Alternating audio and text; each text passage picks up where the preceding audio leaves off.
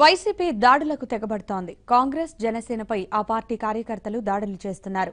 నిన్న నెల్లూరు జిల్లాలో కాంగ్రెస్ భరోసా యాత్రను అడ్డుకున్న వైసీపీ కార్యకర్తలు రాత్రి గుంటూరు జిల్లాలో జనసేన కార్యకర్తలపై రాళ్లు రువ్వారు.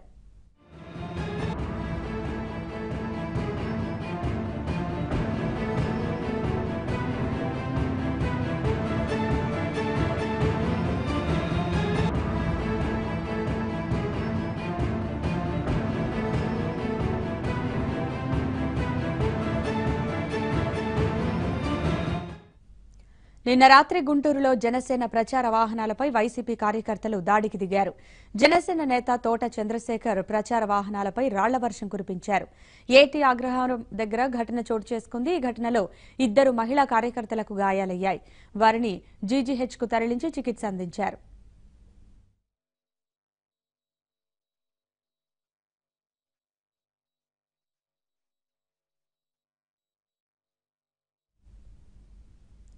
గుంటూరు ఏటీ అగ్రహారంలో జనసేన కార్యకర్తలపై వైసీపీ దాడిని మంత్రి లోకేష్ ఖండించారు.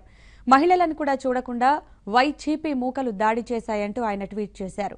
మహిళలను కూడా చూడకుండా వారిపై రాళ్లు రువ్వడం సభ్య సమాజానికే సిగ్గుచేటన్నారు.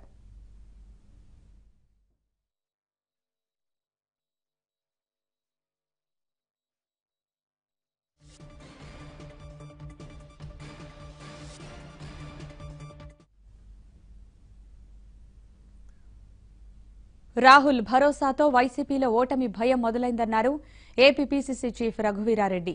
నెల్లూరులో తమ పార్టీ చేపట్టిన యాత్రను అడ్డుకోవడాన్ని ఖండించారు. మోదీ గుంటూరు వచ్చినప్పుడు ఎందుకు అడ్డుకోలేదో చెప్పాలని డిమాండ్ చేశారు. మోదీ సభకు వైసీపీ కార్యకర్తలను తరలించారని సాక్ష్యాలున్నాయని అన్నారు రఘువీరారెడ్డి. మేము పోరాటాలు నిజాయితీగా చేస్తూ ఈ రోజు భరోసా ఇచ్చకపోతే మాకు అడ్డు వస్తారా? ఎందుకు మోడీ గారికి అడ్డు రాలేదు అని అడుగుతా ఉన్నాను నేను. మొన్న గుంటూరుకు వచ్చినప్పుడు మేమంతా నల్ల జెండాలతో ప్రదర్శన చేశాం, కానీ సభకు అడ్డుపోలేదు. మాకు సంస్కారం ఉంది. రేపు విశాఖపట్నంకి వచ్చినప్పుడు కూడా నల్ల జెండాలతో ప్రదర్శన చేస్తాం. ఒక స్థలంలో పర్మిషన్ తీసుకొని ఒక స్థలంలో చేస్తాం. అక్కడ చేయరు, అక్కడ మీ జనాన్ని పంపుతారు వాళ్ళకి మీటింగులకు. మోడీ గారి మీటింగ్ బీజేపీ వాళ్ళు పట్టుమని 100 మంది లేరండి. 100 మంది లేరు అతని మీటింగ్. మిగిలిన వాళ్ళంతా జగన్ పార్టీ వాళ్లే.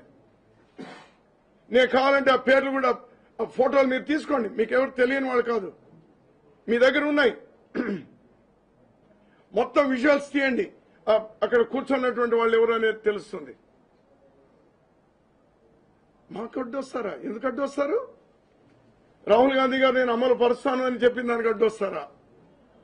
నేరం ఏం చేస్తోంది ప్రభుత్వం అని అడుగుతా ఉన్నాను నేను. నిద్రపోతా ఉందా?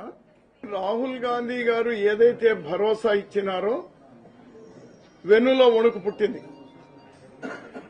వెన్నులో వణుకు పుట్టింది.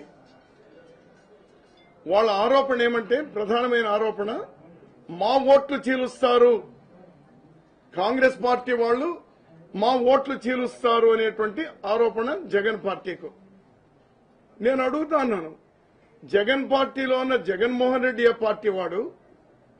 నిన్న అడ్డుకోమని చెప్పినటువంటి రామనారాయణ రెడ్డి ఏ పార్టీ వాడు? ఆ పార్టీలో రాజశేఖర్ రెడ్డిని తూలనాడినటువంటి తెలుగుదేశం వాళ్ళు ఈ మధ్యలో చేరుకున్నారు. ఒక 10% చేరుకున్నారు. వాళ్ళు తప్పితే 90% కాంగ్రెస్ వాళ్ళ, లేకపోతే జగన్మోహన్ రెడ్డి వాళ్ళంతా కూడా కొత్తగా తయారు చేసినాడా? మేము వాళ్ళ ఓట్లు చీలుస్తామా? మా ఇంటికి కన్నం వేసి మొత్తం మా సొమ్మంతా ఎత్తుకొని పోయి దొంగే పోయి దొంగ దొంగ అన్నట్టుందండి. మేము వాళ్ళ ఓట్లు చీలుస్తామా? మేము వాళ్లకు ఓటమి భయం ప్రదర్శించుకోవాలని ఎక్కువగా ఉంటుంది. రామనారాయణ రెడ్డి గారు పాపం కాంగ్రెస్ వదిలినారు, తెలుగుదేశం పోయినారు, ఆహా ఓహో అన్నారు చంద్రబాబు నాయుడు గారిని. మళ్లీ జగన్ చేరుకున్నారు. జగన్ పార్టీ కూడా నమ్మాలి కదా అతన్ని. అతను నమ్మాలంటే ఎవరిని తిట్టాలి? మమ్మల్ని తిట్టాలి.